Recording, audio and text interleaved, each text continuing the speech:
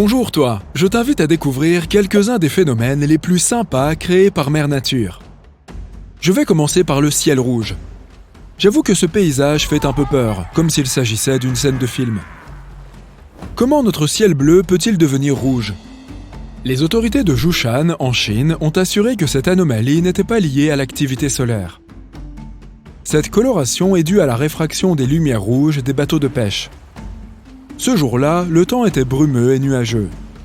La lumière était réfléchie par les nuages bas. Lorsque les conditions météorologiques sont favorables, les particules d'aérosol et les gouttelettes d'autres liquides présents dans l'atmosphère réfractent et diffusent la lumière. Cette fois-ci, la source de lumière se trouvait sur des bateaux de pêche. Puisque nous avons commencé par les lumières, nous pouvons poursuivre avec une forêt japonaise qui semble tout droit sortie d'un conte de fées. Il se trouve qu'il existe de vrais champignons qui brillent dans le noir. On les appelle les fées de la forêt.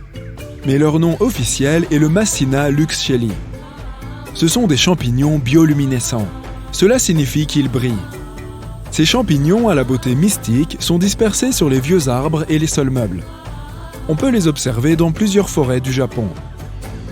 Ils attirent les touristes depuis de nombreuses années puisqu'ils ont été découverts pour la première fois dans les années 1950. J'ai l'impression de regarder une photo prise lors d'une fête dans les bois sur le thème des néons. Nous passons d'une forêt envoûtante à une autre. Celle-ci est sous-marine. Il existe des forêts et aussi des lacs. Le lac Khendy au Kazakhstan propose l'un et l'autre en même temps. Le lac a une profondeur de près de 30 mètres. Il a une belle couleur turquoise calcaire et on peut voir les arbres submergés sous la surface.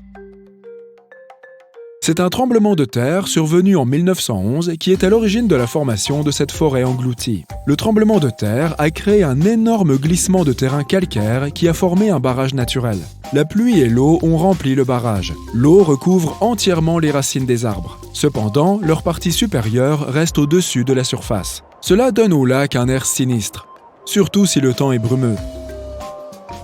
À quoi ressemble le lac sous l'eau ? Inutile de se précipiter pour enfiler un scaphandre. Il n'est pas nécessaire de plonger, car on peut aussi voir les profondeurs du lac depuis le rivage. L'eau est très claire, il n'y a pas beaucoup de troncs d'arbres pourris. En fait, les arbres ont miraculeusement résisté à la décomposition. On peut même encore voir les aiguilles sur leurs branches. Il faut remercier la température constante du lac pour ce phénomène. Quelle que soit la saison, la température dépasse rarement les 6 degrés Fahrenheit. En hiver, le lac est gelé et les gens s'adonnent à la pêche et à la plongée sous glace. On peut donc parfaitement profiter de la vue à travers la couche de glace cristalline. La prochaine destination de rêve est la Bolivie. Imagine-toi te tenir debout sur un miroir de 4000 km². C'est exactement ce qu'on peut faire au Salar d'Uyuni.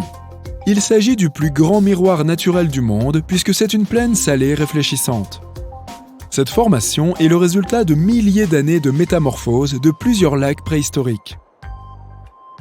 Il y a d'autres lacs à proximité, et lorsqu'ils se jettent dans celui-ci, la surface plate se transforme en, je dirais presque en lac, mais sa profondeur est d'environ 51 cm seulement. Certes, la couche d'eau est très peu profonde, mais cela suffit à transformer la zone en un miroir géant. Pour la plupart des animaux, cette zone est inhabitable en raison des conditions de vie hostiles qui y règnent. Pourtant, les flamants roses fréquentent la chaîne de lagunes vierges de ce lac pour se nourrir et se reproduire. 3 des 6 espèces de flamands du monde sont présentes ici. Comme tu peux le deviner, c'est l'endroit idéal pour les photographes et les touristes. Ils prennent de superbes photos de flamants roses se tenant sur le lac miroir géant. Tu aimerais découvrir la mer d'étoiles ? Alors, tu devrais te rendre sur les rives de Vadou aux Maldives. Vadou est une petite île qui ne manquera pas de t'étonner la nuit. Tu te souviens de la forêt lumineuse du Japon ? Ici, ce sont les vagues bleues qui brillent. Les vagues scintillent grâce à une réaction chimique naturelle appelée bioluminescence.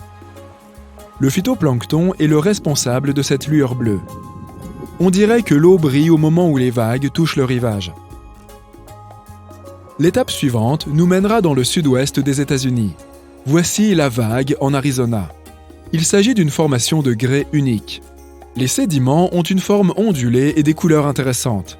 Elle est constituée de creux en forme de U qui se croisent et qui auraient été érodés au fil du temps. La vague a été formée il y a des millions d'années. Cette merveille naturelle unique en son genre est particulièrement appréciée des randonneurs et des photographes. Pourtant, il n'est pas facile de visiter cet endroit. La vague étant fragile, seules 60 personnes environ peuvent la visiter chaque jour. Ces chanceux doivent demander un permis et participer au système de loterie quotidienne. Ces arbres ressemblent-ils à des arbres normaux selon toi ? Non, et c'est parce que toute la forêt n'est techniquement constituée que d'un seul arbre. Ce phénomène est appelé colonie clonale. Tous ces arbres sont reliés sous terre par un seul et même réseau de racines. C'est pourquoi les arbres semblent avoir été copiés et collés à l'aide de Photoshop. Chaque tronc est génétiquement identique aux autres. Nous examinons l'exemple le plus célèbre de colonie clonale, le pando de l'Utah. C'est l'un des organismes les plus grands et les plus anciens de notre planète. Pando compte 47 000 troncs et provient d'une seule graine. Il s'est propagé en créant de nouvelles pousses à partir du réseau de racines en expansion. Un autre phénomène fascinant est ce volcan indonésien dont les flammes sont bleues. On a l'impression que la lave elle-même est bleue lorsqu'on la voit pour la première fois. En réalité, la lave devient bleue à cause du soufre. Lorsque le gaz sulfurique rencontre l'oxygène à une température très élevée, il brûle. Des flammes bleues brillantes apparaissent, puis la lave s'écoule à travers la montagne. Cette caractéristique ne peut être observée que la nuit. Pendant la journée, la lave ressemble à un liquide orange ordinaire. La glace peut se présenter sous différentes formes. En voici une moins connue, la glace bijou. Ce type de glace ne peut être observé que dans la rivière Tokachi au Japon. En général, l'eau de cette rivière est claire comme du cristal. Lorsque les températures chutent et que la rivière gèle, des morceaux de glace se déplacent avec les vagues jusqu'au rivage. Ces morceaux de glace géants, semblables à des diamants, sont transparents. C'est pourquoi ils reflètent la lumière différemment. Si on visite le lac au coucher du soleil, on voit des pierres de glace jaune d'or, mais à n'importe quel autre moment de la journée, elles sont bleues. Cela dépend de la façon dont la lumière se diffuse dans le ciel. Voici une autre beauté qui apparaît avec la brise hivernale. Si tu poses le pied sur le lac gelé Abraham au Canada, tu verras des bulles de glace sous la couche de glace. On pourrait croire qu'elles sont extraordinaires. Mais il faut savoir que cette beauté n'est pas totalement inoffensive. Ces bulles de glace sont en effet constituées de méthane. Ce gaz étant inflammable, ces bulles blanches ne sont pas vraiment sans danger. Pourquoi y a-t-il des bulles de méthane gelées dans ce lac ? C'est dû au processus naturel de décomposition. Les plantes et les morceaux d'arbres qui se trouvent au fond du lac se décomposent. Les plantes libèrent alors du méthane, ce qui crée des bulles d'air. Entre-temps, la température chute. Les bulles de glace ne peuvent donc pas atteindre la surface et se retrouvent piégées dans la glace. Cela ressemble un peu à une lampe à lave. Même si c'est l'hiver et que la neige menace de tomber, des vents très forts balayent tout ce qui se trouve à la surface du lac. Ce qui permet d'apprécier cette beauté potentiellement périlleuse. Que dirais-tu de voir des rochers en flammes ? Yanartas est situé sur une montagne volcanique inactive dans le sud-ouest de la Turquie. Le nom de cette formation rocheuse est lié à son apparence. Cela signifie littéralement « roche enflammée ». Les roches sont en feu depuis au moins 2500 ans. Elles sont pleines de minuscules fumerolles qui libèrent des gaz, comme le méthane. Ce gaz s'enflamme au contact de l'oxygène et crée des flammes éternelles.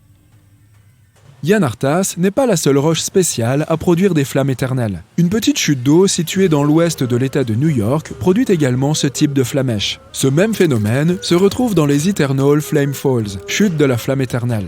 La grotte à la base de la cascade émet du gaz naturel. Le gaz est à l'origine de la formation des flammes. Oh, comme j'aimerais voir toutes ces merveilles de mes propres yeux, si seulement je pouvais me téléporter.